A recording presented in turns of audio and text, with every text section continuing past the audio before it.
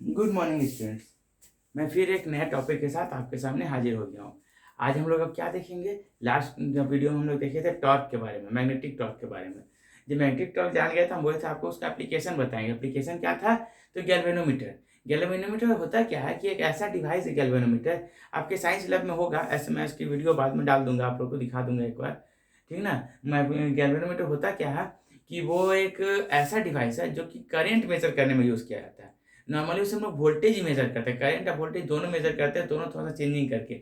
लेकिन हम यहाँ पर सिर्फ अभी फिलहाल करंट का बात करते हैं। और गैल्वेनोमीटर एक ऐसा डिवाइस है जिसमें कि बहुत स्मॉल से स्मॉल करंट भी हम लोग मेजर कर लेते हैं उसमें, ठीक है। वो भी एग्जैक्ट, बहुत ही सही सही। और बहुत कम अमाउंट का करंट रहेगा तो वो भी मेजर हो जाएगा। वो अमीटर में नहीं हो सकता, इस बात का ध्यान रखिएगा। अमीटर में ऐसा चीज़ नहीं हो सकती जो हम लोग गैल्वेनोमीटर में कर सकते हैं। इसलिए हम लोग गैल्वेनोमीटर का यूज़ करते हैं। आप पूछ सकते थे कि सर अमीटर होते हैं, हम लोग गैल्वेनोमीटर का यूज़ क्यों करेंगे? तो उसका रीज़न ये होता है कि गैल्वेनोमीटर जो होता है सो बहुत ही स्मॉल करंट को भी एग्जैक्ट मेजर कर सकता है। तो इसलिए हम लोग अमीटर की जगह किसका यूज़ करते हैं? तो गैल्वेनोमीटर का। तो आज हम लोग वही मूविंग कॉइल गैल्वेनोमीटर देखेंगे। तो यहाँ पर आप लोग के सामने लिखा हुआ है कि मूविंग कॉइल गैल्वेनोमीटर है क्या? तो एक डिवाइस है जो कि यूज़ किया जाता है किस चीज़ के लिए? तो करेंट मेजरमेंट के लिए। देखिए इसका प्रिंसिपल में आते हैं। प्रिंसिपल क्या करता है कि जब किसी कॉइल को हम यूनिफॉर्म मैग्नेटिक फील्ड में रखते हैं तो वह एक टॉर्क एक्सपीरियंस करता है जिसके कारण वो घूमता है। अभी हम लोग पढ़ चुके थे, पिछले वीडियो में देखे थे टॉर्क के बारे में।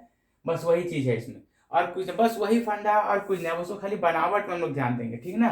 मेन हम लोग को कंस्ट्रक्शन अब देख लेना। कंस्ट्रक्शन पे कभी कभी आप लोग को क्वेश्चन पूछता है। देखिए यहाँ आपको स्क्रीन पर दो डायग्राम दिख रहा होगा। पहला डायग्राम तो वही है जो टॉर्क वाला है। ये प्रिंसिपल के साथ आप लोग को बनाना रहेगा एग्जाम में। जहाँ प्रिंसिपल लिखिएगा वहाँ पर इसको बना दीजिएगा, ठीक है, क्योंकि प्रिंसिपल इसका सेम टू सेम है। और इसमें आप लोग को दिखा देना फोर्स किधर लग रहा है, कैसे कैसे काम कर रहा है। एफ इधर लग रहा है, एफ इधर है, बी ऐसे है, बी ऐसे है, एन इस पर इस तरह का है, फिर बी ऐसे है। यहाँ पर थीटा जो आप पहले बनाए थे वही बना दीजिएगा। यहाँ पर दूसरा जो है गैल्वेनोमीटर का डायग्राम है। ये डायग्राम से 3 क्वेश्चन आप लोग का रहता है, छोटा वाला। और पूरा डायग्राम आएगा मतलब इसके बारे में तो 5 मार्क्स का होगा। ऐसे इस पे 3 छोटे छोटे क्वेश्चन आता है।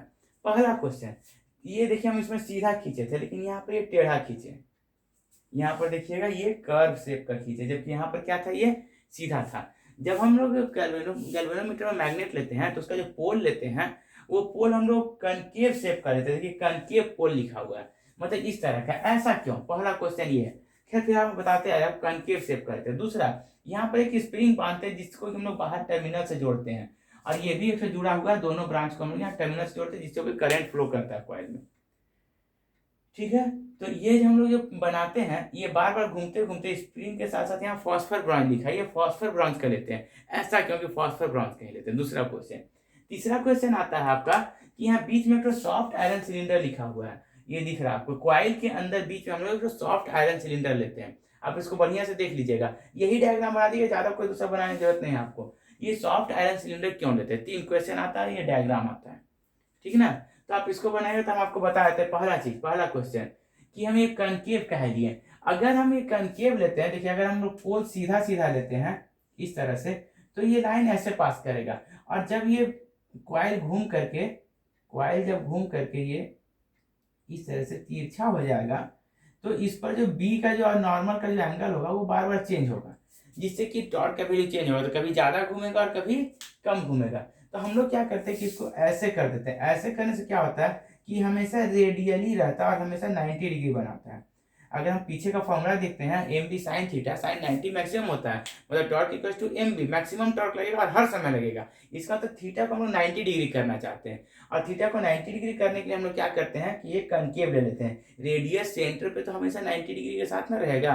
अगर हम यहाँ पर सेंटर लेते हैं, सर्कल है, और यहाँ से हम लोग इस तरह से खींचते हैं, यहाँ लाइन खींचते हैं किसी भी डायरेक्शन में, कभी भी किसी भी समय, तो इस पर रेडियल जो होगा, रेडियस का, वो हमेशा 90 डिग्री में बनाएगा। इसका मतलब है कि थीटा के वैल्यू को हम लोग फिक्स करने के लिए कि चेंज ना हो बार बार, हम यहाँ पर क्या लेते हैं, कनकेव पोल लेते हैं। पहला कॉन्सेप्ट क्लियर है? पहला कॉन्सेप्ट क्वेश्चन क्या था कि हम लोग उसको कनकेव पोल क्यों लेते हैं, क्यों नहीं हम लोग सीधा सीधा पोल लेते हैं? तो उसका आंसर क्या है? उसका आंसर है कि कनकेव पोल लेने से हम लोग को फायदा क्या होता है कि जो थीटा है, एम और बी के बीच का जो थीटा है वो कभी चेंज नहीं होता, always fixed at theta equals to 90 degree, और मैक्सिमम टॉर्क हम लोग उसमें पाते हैं। कि हम लोग को उसमें क्या मिलता है, मैक्सिमम टॉर्क मिलता है। सेकेंड क्वेश्चन है ये आयरन स्प्रिंग। अब कोई चीज को हम घुमाएं, जैसे उसमें टॉर्क लगाएं, ये घूम के यहाँ तक गया, जैसे ये कांटा है ये यहाँ पर है तो ये घूम करके यहाँ तक गया, इसको वापस भी तो आना चाहिए ना पहले के पोजीशन में जीरो पे।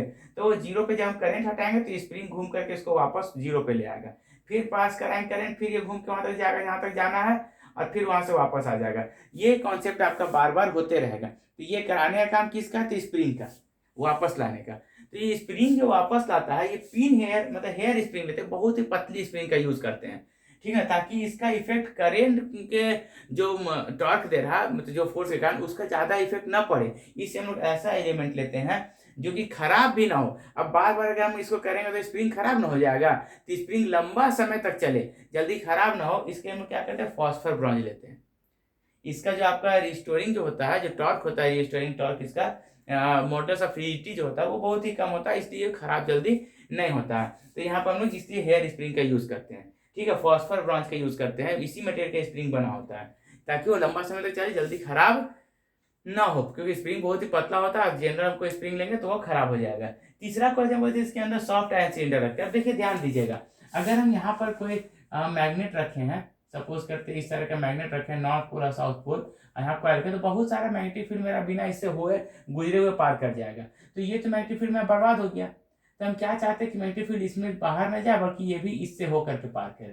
तो इसके लिए हम लोग क्या करते हैं कि बीच में आयरन कोर लगा देते हैं। ये आयरन कोर से फायदा क्या होता है, आयरन जैसे फेरोमैग्नेटिक मटेरियल आगे चैप्टर में हम लोग को पढ़ना है, और ये फेरोमैग्नेटिक मटेरियल का खासियत होता है कि वो बाहर से भी जा रहा होता है ना, थोड़ा सा कम दूर का, बहुत दूर का होता है अलग बात है, लेकिन अगर थोड़ा नजदीक से भी कोई पास करेगा तो उसको अपने से होकर के खींच लेगा, गुजार देगा। यही इसका खासियत है। इसके हम लोग अपने मैग्नेटिक फील्ड को मतलब मैग्नेटिक जो हम लोग दे रहे हैं इसमें जो भी सोर्स दे रहे हैं वो सोर्स मेरा बर्बाद ना हो, इसके लिए हम लोग क्या करते हैं, वहां पर सॉफ्ट आयरन सिलेंडर का यूज करते हैं। ये 2 नंबर का क्वेश्चन आपको इससे पूछता है, ठीक है, नंबर 1, नंबर 2 और नंबर 3। तीनों के रीजन मैं आप लोग को बता चुका हूँ, तीनों आप लोग यूज कीजिएगा और उसको अपने शब्दों में लिख लीजिएगा। पहला कनकेव पोल क्यों, ताकि थीटा मेंटेन कांस्टेंट मेंटेन रहे। दूसरा फॉस्फर ब्रॉन्ज क्यों, ताकि स्प्रिंग लंबे समय तक चल जल्दी खराब ना हो। ऐसा क्यों होता है, लंबे समय तक चलता है जल्दी खराब क्यों नहीं होता है, उसका रीजन, हाँ उसका रीजन क्या होता है कि लंबे समय तक खराब नहीं होता है, क्योंकि उसका टॉर्सन कांस्टेंट की जो होता है बहुत ही कम होता है। लिख लीजिए आप लोग, टॉर्सन कांस्टेंट के ऑफ फॉस्फर ब्रॉन्ज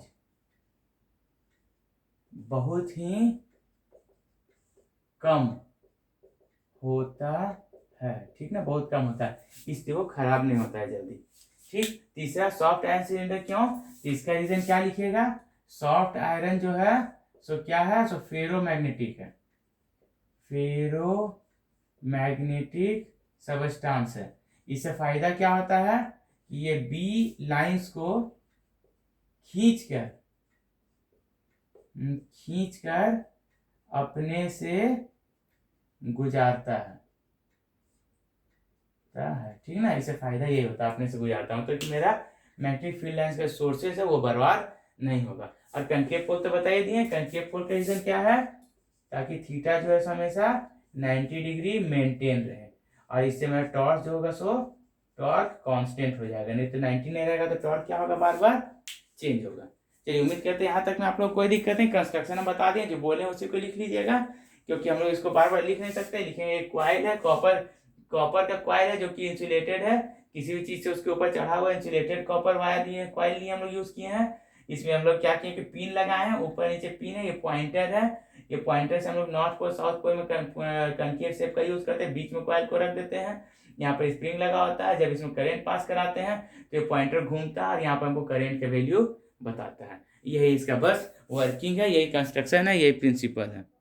देखिए अगर हम बात करें इसका थ्योरी में, ये लास्ट टॉपिक है थ्योरी में बात करते हैं, टू हम लोग जान गए एन आई बी ए साइन थीटा होगा, साइन 90 यूज करते हैं, खत्म हो गया कहानी साइन।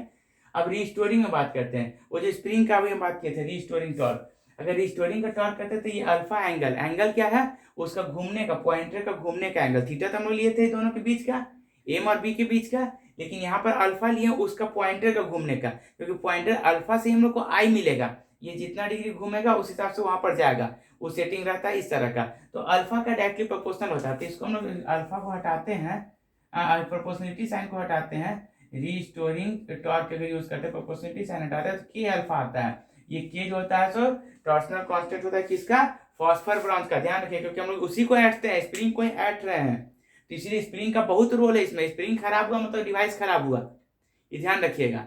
स्प्रिंग खराब मतलब पूरा गैल्वेनोमीटर खराब, फिर पूरा आपको नया स्प्रिंग लगाना होगा। तो ये आपके पास स्टोरिंग आ गया। ये और ये दोनों सेम होगा, जितना घुमाएंगे उतना ही वापस भी वो घूमने के लिए लगाएगा। इसका मतलब क्या हुआ कि NiBa इक्वल्स टू के अल्फा। ठीक है, तो I इक्वल्स टू क्या हो जाएगा, के अल्फा बाई NBA। ठीक ना, करेंट का वैल्यू हम लोग इसी तरह से निकालते हैं। के क्या है, स्प्रिंग का कांस्टेंट, एन क्या है number of turn, B magnetic field, A area. इस सारा का सारा चीज कांस्टेंट होता है कॉइल का। तो जब सब चीज कांस्टेंट हुआ तो इसका मतलब I directly proportional to alpha हुआ। अगर I directly proportional to alpha हो गया, इसका मतलब हम लोग क्या है कि अब अल्फा और आई में डायरेक्ट करिलेशन है और हम लोग को इस तरह से मेजरिंग इसका मेजरमेंट मिल जाता है। ठीक ना, इसमें आप लोगों को कोई दिक्कत नहीं होना चाहिए, हम लोग बहुत ही आराम से पढ़े हैं। इसको हम लोग ये जो कांस्टेंट लिए हैं इसको हम लोग जी से डिनोट करते हैं, के बाई NBA, इसको जी से डिनोट करते हैं, मतलब I equals to G alpha. इसको कहते हैं क्या है, तो गैल्वेनोमीटर कांस्टेंट। ये आपको देख के लेना पड़ेगा। ठीक ना, जब आप खरीदिएगा गैल्वेनोमीटर तो उसमें गैल्वेनोमीटर कांस्टेंट आप लोग को देख लेना हो कितना, क्योंकि यही आपको I का वैल्यू देगा। ठीक है, मेजरमेंट यही देगा आपको, क्योंकि आपको कांस्टेंट होना चाहिए, सिर्फ अल्फा इस पे डिपेंड करेगा। ठीक ना, यहाँ तक कोई दिक्कत नहीं होता। जी इक्वल टू हम सॉल्व करेंगे तो क्या आ जाएगा, आई अल्फा, या जो चाहे हम उस तरह सब निकाल सकते हैं। हमारे पास फॉर्मूला मिल चुका है दोनों, आई का और जी का, गैल्वेनोमीटर कांस्टेंट का भी मिल गया है और उसका भी मिल गया है। इसका सेंसिटिविटी में अगर बात करते हैं, कन्वर्सन आप लोग को नहीं पढ़ना है, मैं आप लोग का सिलेबस में फिलहाल हटा दिया है, तो हम अभी इस अगली वीडियो में उसके बारे में बात करेंगे। ठीक है, इस वीडियो में कन्वर्सन हम छोड़ देंगे। तो अगर हम इसमें सेंसिटिविटी बात करते हैं तो करेंट सेंसिटिविटी आता है इसका, वोल्टेज सेंसिटिविटी आता है। करेंट सेंसिटिविटी या वोल्टेज सेंसिटिविटी होता क्या है, सेंसिटिविटी का मतलब होता है कि आपको किसी चीज को छुए तो वो आपको तुरंत पता चल जाए। इसका मतलब थोड़ा सा भी करंट या वोल्टेज में चेंजिंग हो तो आप उसको मेजर कर सके। कैसे मेजर कीजिएगा, थोड़ा सा भी चेंजिंग हो तो अगर हल्का सा 0.001 का चेंजिंग हुआ तो इतना डिफ्लेक्शन देगा तब ना आप उसको मेजर कर पाइएगा। अगर वो हल्का सा हिला तो आपको दिखेगा कि हिल रहा नहीं था, मतलब कि एंगल ज्यादा होना चाहिए। हल्का सा भी चेंजिंग में अल्फा एंगल ज्यादा होना चाहिए, जितना ज्यादा होगा मतलब कि आपका डिवाइस उतना ज्यादा सेंसिटिव होगा। तो सेंसिटिविटी का मतलब यही है कि स्मॉल चेंज के लिए भी वो लार्ज स्केल पर, मतलब कि लार्ज एंगल बनाए, बड़ा घूमे। तो हम लोग उसी को डिनोट करते हैं IS और VS से। IS का मतलब करंट सेंसिटिविटी और VS का मतलब वोल्टेज सेंसिटिविटी। तो हम लोग क्या करते हैं कि अल्फा मतलब एंगल, आपको यूज करेंगे एंगल पर यूनिट करेंट। ठीक है ना, अल्फा बाई आई। ठीक है, अल्फा बाई आई हम लोग यूज करेंगे, पर यूनिट करेंट में कितना डिग्री का एंगल दे रहा। और इसमें जब यूज करेंगे तो अल्फा बाई भी, इसको हम चेंज करते हैं। आई का अगर हम वैल्यू यहाँ से निकालते हैं तो क्या आता है, अल्फा बाई आई। आई का आया था KNBA इंटू अल्फा दिया हुआ है यहाँ पर, आई का हम लोग वैल्यू निकाले हुए हैं। ठीक है, तो इसको हम बैठाते हैं तो अल्फा और आई का वैल्यू जो उसको पलट के बैठा देते हैं हम सीधा, बाई के alpha into NBA। Alpha alpha cut गया तो क्या आ गया, NBA बाई के। ये आपका हो गया करेंट सेंसिटिविटी। ठीक ना, वोल्टेज सेंसिटिविटी निकालेंगे तो V इक्वल टू IR लिख सकते हैं।